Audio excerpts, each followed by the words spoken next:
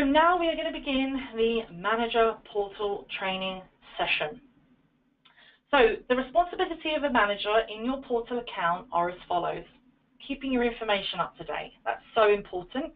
And making sure your protocol information is up to date. So if you have, 4 or 5 managers in the alert response protocol and 2 of those managers have left, or they've changed their phone number, or someone's replaced them, it's really important that you're in that system updating that information. Just so everyone knows, I do have a colleague of mine that is also training with her device right now as well, so that's why you see that. Okay, so we're going to move on into doing an alert with myself. So first of all, I just want to show you how an alert comes into the system so you can see it live. If you are someone that has purchased a self-monitoring service, so you will not be using Blackline, I strongly recommend that you book in a responder training specific for that, and then we can really run by how it all works in more detail. Okay, so when an alert comes in, so I'm going to pull my latch. Okay, pull my latch, SOS, and we'll wait for that to come into the system. And when that comes into the system, as you can see, Tom Smith, SOS, we click on it. It says, would you like to acknowledge yes? And then you see I start to get my blue light. At any given time, I can silence my device. Okay, then we're going to send a text. So down below, this device supports messaging. We send a text, are you okay? And we click send. When we click send, it then sends that text message to the device. I then reply back to the monitoring personnel saying it is a false alert, and then they will see that message come into the system like you will do in a few seconds here shortly. So when we receive that message coming in saying a false alert, there it is, false alarm, we can respond to that message, etc. But just for time-wise, I'm going to acknowledge this and close these alerts. So as you can see, I've got Tom Smith on the map. So if I need to dispatch or talk to my team or anything, the managers, the responders, I can do that. I can change it to satellite. If I click on the alert, if I scroll down, I can see the gas readings for H2S right now. I've got an address. Okay, I've got longitude, latitude, I've got all this information ready to go. I also quickly want to touch on a beacon, just so everyone knows. If you are using devices indoors in your facility and you're worried that we will not be able to get a location indoors, which is a valid reason, because as any product, you lose GPS when you get indoors because you can't see the satellites. So we have what is called a beacon, and these beacons are $129, and you can put them in different floors, rooms, to identify where your employee is if they're working inside of a building, 50% of their working schedule. So with this, you just literally place it in a room, you turn it on, and off it goes. And you can set these guys up using the back bracket, so you can zip tie this, glue it, drill it, and then the beacon typically clips in to that, and then you have it on the wall looking into the room. Make sure it's not in front of any pillars or anything like that. You would then, Blackline would activate the beacon into your account, and then you can label this beacon, so for example, training room, and then you can move it on the pin in your account to say, where on the building is the training room? Well, it's here, and then you can move it in your account, and I'll show you that as well. But typically, if you've got guys working inside and it takes you more than 30 seconds to find them, I strongly recommend a beacon, and they have 5 years of battery. So as you can see, when I look at my location, can you see Tom Smith, Blackline Safety, phone number, beacon? Sorry, we've got one customer care and a training room beacon, but the objective here is I found a beacon and I know they're in the customer care room, for example, or office room 1B. So that's a little bit about that. Okay, so responsibility, managers, devices need to be assigned. If this didn't have a name on it, we don't know who we're talking to, we don't know what the device name is, we don't know what's going on. We can still contact the device, but we're going to be in a bit of a pickle because we don't know who has it. If your manager asks who has it, we're going to say, sorry, we don't know because it's unassigned. So it's really important that the device is assigned, shared names or employee names.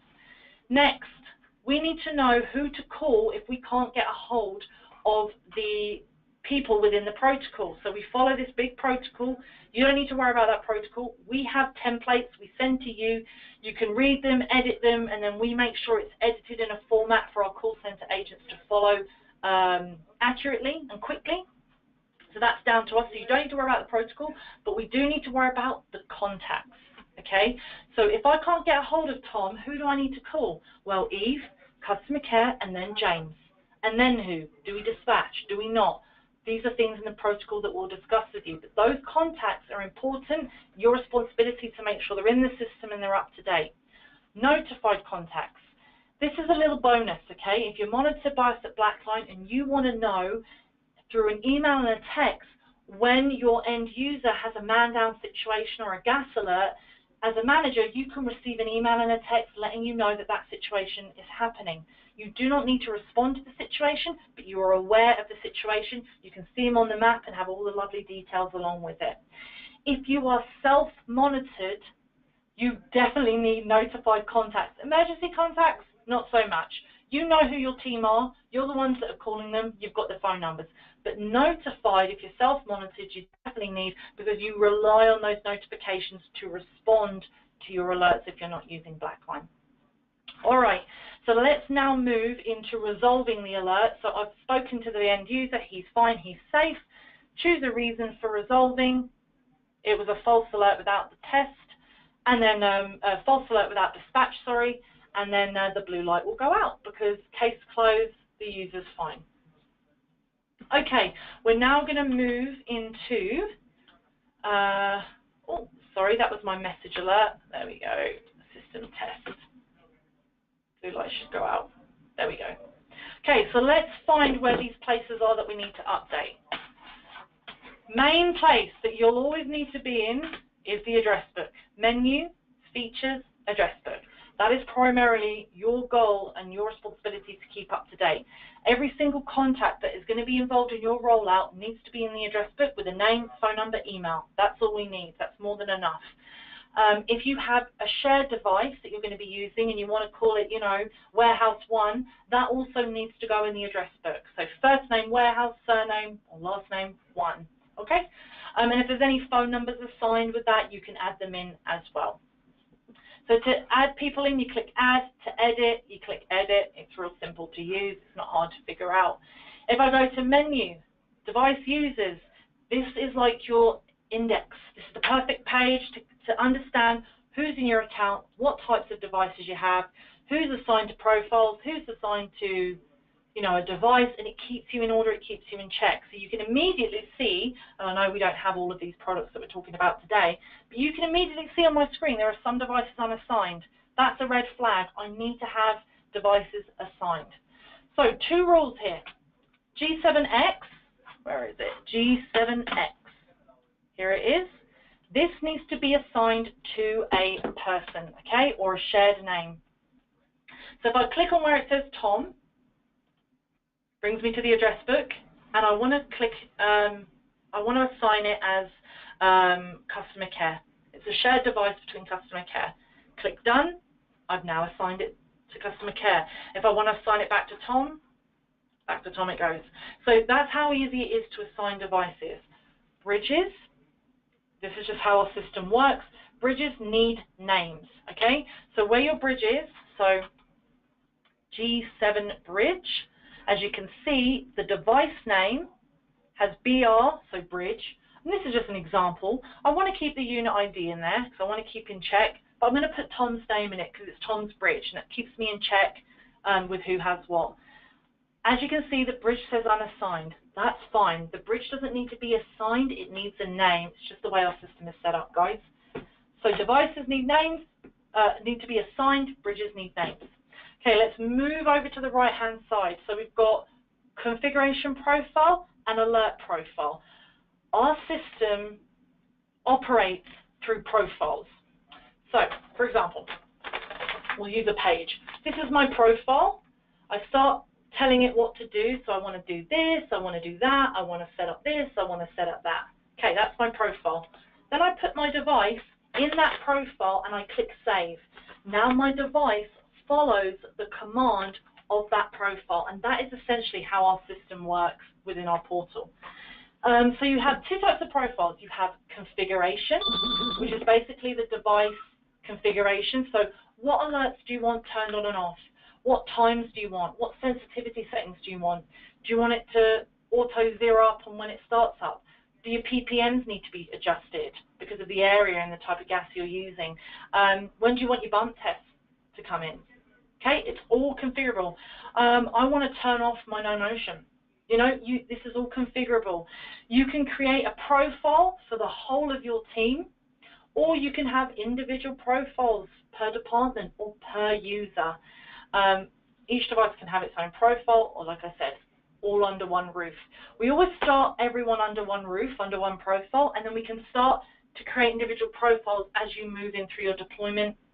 For example, if I keep getting full detections, maybe we just create Victoria her own configuration and we adjust her sensitivity, and then we keep her separated from the group and we can keep an eye on that, and it's all organized via the device user page and you can clearly see who has what. Alert profile. This is your escalation profile. Sorry, because I've got my full detection sensitive. The alert profile is for your escalation. Okay, so if you're self-monitored, you need an alert profile and you need to assign which people want to receive an email and a text to respond to the alerts. If you're monitored by us at Blackline, we need an escalation protocol in there, we need emergency contacts in there because we've got to know who to call, and if you want to put notified contacts in there, you can as well. And then we create that alert profile, we put the device in it, and then there's the escalation protocol for the device. So again, I can have my own protocol, or maybe you have, you know, your north, south, east, and west region, and you can have a north, south, east, and west region profile because they all have different emergency contacts. So you can be very broad or you can be very detailed. Okay, so time. So I'm going to go through the device configuration and then the alert profile, and then we're done. So just hold on a little bit longer, ladies and gentlemen, and I do appreciate your patience. Thank you so much. Okay, so I'm going to click on the configuration profile. I can directly click on the configuration profile straight from the device user page, or I can go a little bit of a longer route, which is menu, device configuration, and then I click on the type of the device I have. I have a G7x. And please note, the bridge just needs a profile turned on, and that's it. The bridge is tiny, tiny, very simple profile. I don't need to train you on it. There's nothing to do in it. It just needs a configuration. Okay, so G7x. If I click on G7x configuration, I click on my blue square to open it up. And as you can see, when I highlight my mouse over things, it tells me, view configuration. Yes, that's what I'd like to do. Okay, so now my profile is opening up. And if I want to make changes, the first thing I need to do is click Edit. If I was creating a new profile, I would just click Create before this page came to. So we've got functional and we've got gas. Now, a lot of these features tell you what to do. So with the SOS alert, do you want it turned on or off? Do you want your check-in on? And then what's your check-in time? That check-in reminder is basically saying, if Victoria doesn't check in, how long before the device escalates to an emergency event, so a missed check-in alert? 15 minutes is the minimum time you can configure it to, or you can go higher. Check-in, you can have anything from 30 minutes to 3 hours. But typically 15 minutes, I highly recommend, is what you start off with to prevent false alarms. Early check-in, do you want your user to check in early? Yes or no? You swipe the bar left or right. Full detection. As you can see, 17%. Devices are typically set to 35%. So you can see now why my device is going off a lot, because I just wanted to demonstrate easily to you. So I'm going to give you a quick tip on full detection and no motion. If your employee says, I keep getting no motions and full detections, because they can read their screen, they can see how, what alert seems to be coming in the most. The first thing I want you to do is ask them, where are you wearing it? Are you wearing it on the hip or the chest? If they say yes, great. If they say no, you've got to send them back out and say you've got to wear it on your hip and your chest, before I can configure it, okay? So they are wearing it on the hip or the chest, check. Number 2, which type of alert? Full detection or no motion, and then you address the sensitivity setting. Full detection, our standard starting point, which has been very successful, is 35%, and your no motion, 75 is a good starting point. The higher you take it, the less it's going to go off. It's still going to work, but the less it's going to go off, and that's the easier way to remember it. The higher it is, you're going to keep your employee happy. Driver safe check-in, always want that turned on. Pending alarm, 30 seconds, 60 seconds. A lot of companies use 60 seconds, by the way, just as a little tip. And that's for the full detection and the no motion. Connection lost alarm. So if my device loses connection, I definitely want to know about it. But you can set a timer saying, okay, well, if Victoria loses connection from her bridge for more than a minute, she needs to know. Or more than 10 minutes, that's when I want her to know. So you can configure that. Low battery, 20%. So if you get a low battery alarm, you only got a couple of hours left on the device, so you've got to charge it. So you can adjust that percentage notification. And then available messages. If you want to change these messages, please contact your engagement manager, because we need to make sure that they're configured correctly, and we need to make sure we understand them, and we need to make sure they are we understand them as far as the protocol goes. So if you put in there tow truck 1A, what does that mean? Does that mean we call someone? Do we respond? What do we do with that? What does that mean, right? So if you're going to change something, let us know, and we'll configure it into the protocol, and it will be fine. And then you've got your gas settings. So your bump test interval, you know, I know typically as part of the standard it's every day, and calibration can be changed. We go by the TWA calculation method. That's just explaining what we use. And then you've got all your gas detection. So if you only have H2S, then you only need to worry about H2S. If you've got other, 4 different other ones, then those are the ones you want to worry about. Because as you can see, we've got H2S, LEL, O2, CO. If you want them to auto-zero on startup, which most companies do, you can. If you need to adjust your PPMs, you can. We will not adjust your PPMs. You must do that, because if that's something that you need to do, then you can go in. And then whenever you finish with the profile, always scroll down and click Save. So I click Save, and then it's just going to let you know if there's a device in there or if it isn't. Remember, we've got to get the device inside the profile so it can save to the new settings that you've given it. So if there's no device in there, you simply need to add it, and if there is a device in there, you click Continue, and then it will save that profile. I'll just quickly show you Bridge. So with the Bridge configuration, you either have the muster turned on or off, and with the muster alarm, it basically musters everyone else that's connected to the bridge. So if you're a company that has bought a bridge and 4 G7x devices, you probably want to turn the muster on. But if you've individually purchased a bridge and a G7x per employee, per user, per department, you do not need to have the muster turned on. Okay, ladies and gentlemen, just remember as a keynote, I don't expect you to remember any of this. You can call into customer care anytime and go through these sensitivity settings and changes whenever you need. Okay, I'm going to go through the alert profile and then we're done. So if we go over to the G7x alert profile, so if I open that up, as you can see, I've got my protocol in there. You don't need to touch that, that's fine, but the emergency contacts, you do. So if you need to delete a contact, you simply click delete. If you need to add a contact in, you click add, and you add him in, you click him in from the address book, you click done, add his phone number in, change the priority, and there you have it. If James's phone number is changed, you go to the address book to change it, and then it will change in the profiles in the account. And then notified contacts, who wants to receive an email and a text. So maybe Eve wants an email, maybe he wants all of it, or just a text. And then you scroll down and you make sure your alerts are turned on. So emergency alert, full detection, no motion, missed check-in. These are the alerts that you would like to respond to, all right? Remember, we already turned on the alerts in the configuration. If you turn them off on this page, we will not see them, we will not be able to respond to them. We will only respond to the high priority alerts, such as the safety and the gas detection. And then once you're done, as you can see, your bridge and your device is in the profile. And if they're not in there, You simply click them in and you add them in, right? There's Tom and there's Tom's bridge, done. Click Save, and now they have a profile. If I click my back button, you can see I have multiple profiles in there. So remember, you can start to create multiple profiles if you need.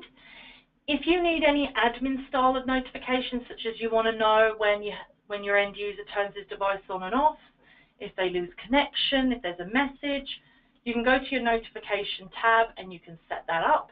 And please, everyone, review the contact group tab. I don't need to train you on it, but it does go through what you need to add in to receive notifications versus your account.